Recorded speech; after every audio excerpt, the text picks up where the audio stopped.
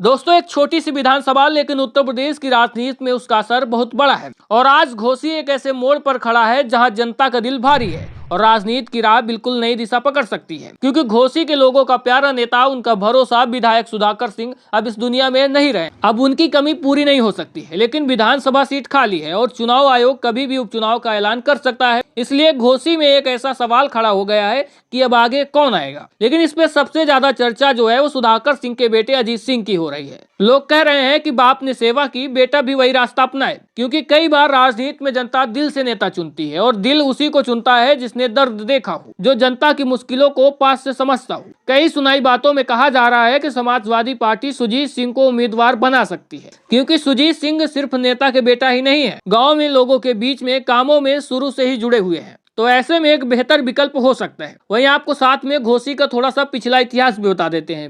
जब 2022 में चुनाव हुआ तो घोसी में समाजवादी पार्टी के दारा सिंह चौहान जीते थे। फिर उन्होंने पार्टी बदली और फिर घोसी में बाई इलेक्शन हुआ। उस उपचुनाव में समाजवादी पार्टी के प्रत्याशी सुधाकर सिंह को एमएलए बना दिया। मतलब घोसी पहले से समाजवादी पार्टी के साथ खड़ा है और आज भी समाजवादी की पकड़ यहाँ पर मजबूत मानी जाती है, क्योंकि दोस्तों यहाँ का जो जाति समीकरण है उसको भी देखना बेहद जरूरी हो जाता है। दोस्तों, आपको बता देते हैं कि यहाँ का जाति समीकरण क्या है। उत्तर प्रदेश के मऊ जिले की घोसी विधानसभा सीट है। यहाँ पर सबसे ज्यादा जो ओबीसी मतदाता है उनका दबदबा माना जाता है। इस सीट के अंतर्गत करीब 60,000 राजभर मतदाता है, 40,000 यादव मतदाता है, तो 50,000 चौहान वोटर भी हैं, इन्हें नोनिया भी कहा जाता है। और करीब 60,000 मतदाता दलित समाज से आते हैं, तो वहीं इस सीट पर करीब 90,000 मुस्लिम वोटर भी हैं। तो इसी के साथ में भूमियार और राजपूत वोटरों का भी अच्छा खासा वोट बैंक यहाँ पर मजबूत है। तो ऐसे में जो समाजवादी पार्टी के विधायक सुधाकर सिंह थे वो सामान्य वर्ग से आते थे। तो ऐसे में सुधाकर सिंह को जो है उनके समाज का भी काफी वोट मिला और राजीव राय के होने की वजह से भूमियार समाज भी बड़ी संख्या में समाजवादी पार्टी को वोट देने उतरा था।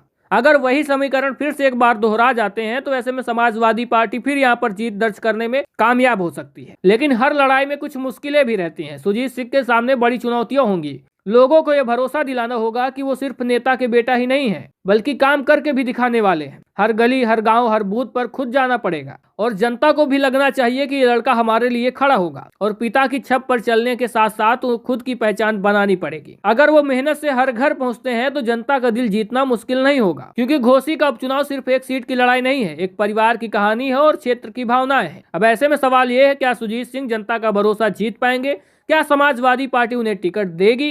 क्या घोसी फिर से समाजवादी पार्टी के साथ जाएगा? ये सवाल आने वाले दिनों में साफ हो जाएंगे। लेकिन एक बात तो साफ है कि घोसी का जो उपचुनाव होगा वो उत्तर प्रदेश की राजनीतिक दशा और दिशा को तय करेगा कि आखिरकार 2027 का माहौल कैसा होने वाला है और किस तरह से ये चुनाव लड़े जाएंगे। तो दोस्तों, वहीं दूसरी ओर भारतीय जनता पार्टी भी इस सीट को समाजवादी पार्टी के पाले से अपने भाजपा के पाले में लाने की पूरी कोशिश कर रही है। भारतीय जनता पार्टी के अंदर भी कई ऐसे नाम है जिनके नाम सुर्खियों में चल रहे हैं कि हो सकता है कि घोसी विधानसभा सीट में उनको प्रत्याशी बना दिया जाएगा। दोस्तों, जो पहला नाम चल रहा है उसका नाम है विजय राजभर, जो कि भारतीय जनता पार्टी के कार्यकर्ता और नेता हैं और 2019 के विधानसभा उपचुनाव में चुनाव भी लड़ चुके हैं। तो हो सकता है कि अगर भारतीय जनता पार्टी चुनाव वहां पर लड़ती है तो ऐसे में हो सकता है कि प्रत्याशी विजय राजभर को बना दिया जाए। लेकिन इसमें सवाल एक दूसरा और भी आ जाता है। तो वहीं दूसरी ओर ओम प्रकाश राजभर भी हैं, जो इस सीट को अपनी पार्टी के लिए चाह रहे हैं। अरविंद राजभर, जो ओम प्रकाश राजभर के बेटे हैं, वो घोसी लोकसभा चुनाव में लड़ चुके हैं। समाजवादी पार्टी के प्रत्याशी राजीव राय के सामने अरविंद राजभर बुरी तरह से हारे थे। एक हारना होता है एक बुरी तरह से। जो 5 विधानसभा सीटें हैं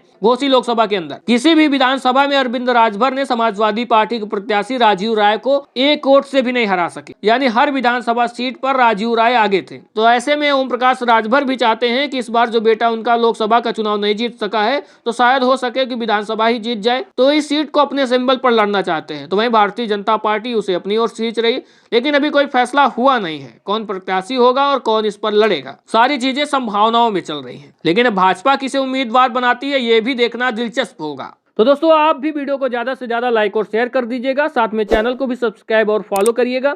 मिलते हैं फिर नई जानकारी के साथ।